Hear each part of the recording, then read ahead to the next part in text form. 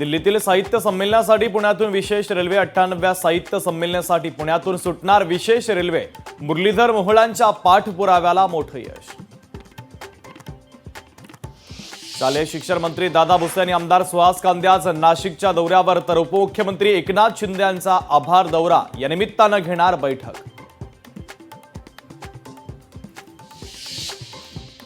सिल्लोड शहर पोलिसांच्या वतीनं जनजागृती मोहीम नवीन कायद्याची जनसामान्यांना माहिती होण्यासाठी राबवण्यात येणार मोहीम।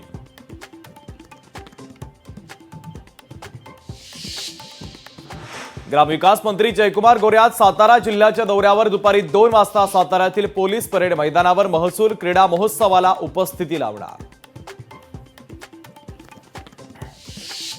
महाविकास आघाडीचे नेते आज सांगली जिल्ह्याच्या दौऱ्यावर राष्ट्रवादीचे प्रदेश अध्यक्ष जयंत पाटील आणि आमदार विश्वजित कदम सांगली जिल्ह्यातील विविध कार्यक्रमांना उपस्थिती लावणार।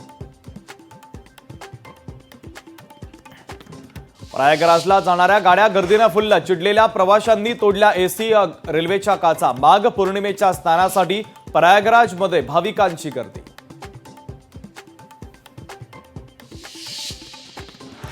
प्रयागराजमध्ये रेल्वेचे उत्तम सहकार्य। कुंभमेळ्यासाठी देशभरातून 330 रेल्वे गाड्या कार्यरत। मुंबईतून प्रयागराजसाठी 19 ट्रेन कार्यरत।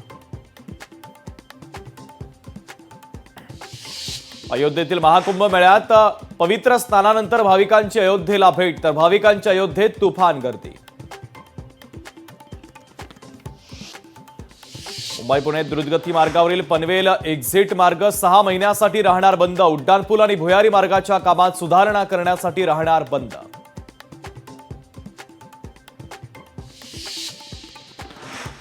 कोथिंबीर, अंबाणी आणि चवळीच्या दरात वाढ। घाऊक बाजारामध्ये मागणीच्या तुलनेत फळभाज्यांची चांगली आवक। बहुतांश फळभाज्यांचे दर स्थिर असल्याची माहिती।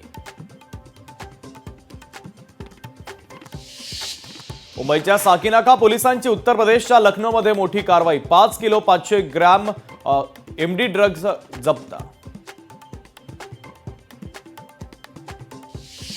अल्पवयीन मुलींचा विनयभंग करणाऱ्या नराधमाला अटक। ओशिवरा पोलिसांनी केली अटक, तर खाऊ देण्याच्या बहाण्यानं केला होता अत्याचार।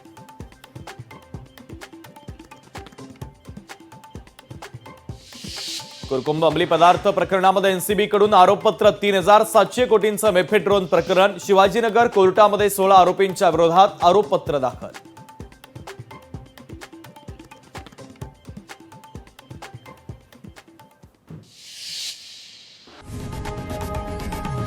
लोकशाही मराठी ऐका, पहा, जागरूक रहा।